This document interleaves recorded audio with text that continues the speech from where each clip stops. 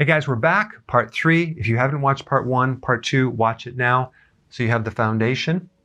Now, we talked about magnesium, we talked about calcium. Now we're going to talk about how to get rid of the excess calcium outside the cell. There is 10,000 times more concentrated calcium outside the cell than inside the cell in relationship to this mineral calcium.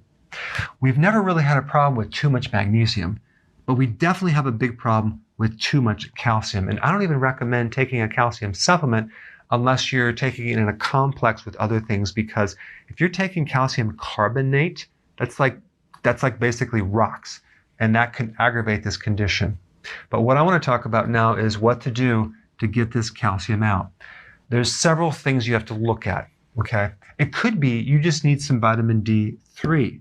Now, if it's the summer and you're getting sun, well, you probably don't need any vitamin D. But if it's winter, chances are you might need some vitamin D to help this. And this is why a lot of times in winter, people start getting bone pain and kind of inflammation, not just from the deficiency of vitamin D3 itself, but from the accumulation of calcium, okay? It makes things stiff and rigid. This is why it causes blood pressure issues as well, and muscle spasm and trigger points. Okay, you might just need more magnesium in the diet because you're not consuming enough leafy greens. At the heart of chlorophyll, which is the green of the blood of the plant, you have magnesium. Okay, a lot of people don't consume enough greens. All right, number 3, omega-3 fatty acids. Fish oils, salmon oil is the best. Cod liver oil is great. There's a couple different types of omega-3. You have DHA and EPA. It's the EPA that will help lower the excess calcium. Okay, so omega-3 fatty acids. All right, then we get vitamin K2. Vitamin K2 is different than K1. It's a fat-soluble vitamin that helps transport calcium out from the wrong places and into the correct places. So you may be deficient in vitamin K2. And guess where you get vitamin K2? In fatty foods. If you're on a low-fat diet, well, guess what? You might be deficient in K2.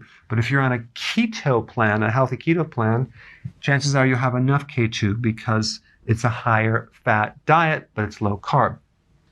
Okay, number 5, too much glucose. If you're a pre-diabetic or you're a diabetic, or you consume too many carbs because you're on a high carbohydrate diet, or you have insulin resistance, which you have high insulin, this scenario right here will definitely keep the calcium locked up inside the cell. This is probably one of the more common reasons why people get high blood pressure and they have calcium problems and they have inflammation. Interesting. So going on a low carb diet, low glucose, you're fixing insulin resistance. Guess what? You're going to get rid of inflammation. Why? Because you're going to balance out this right here. And lastly, something called EMF, electromagnetic fields. Okay? Now, the channel, the door, which opens outside the cell for calcium to leave, is called a voltage-gated calcium channel. So there's electrical things going on, and EMF interferes with this channel to the point where the calcium won't leave. The calcium will get stuck inside the cell. So how do you get EMFs? This right here. Use the speaker on your cell phone. Don't hold it next to your head. Okay, I see people doing that all the time. The Bluetooth is going to be a transmitter. That's going to make it even worse because you don't want these signals to go close to your brain, because the neurons inside your brain can start to malfunction simply because they fill up with calcium.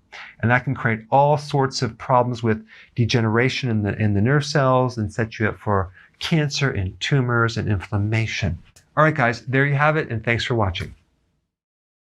So if you want more knowledge on how to create a healthy body, subscribe now and get daily notifications.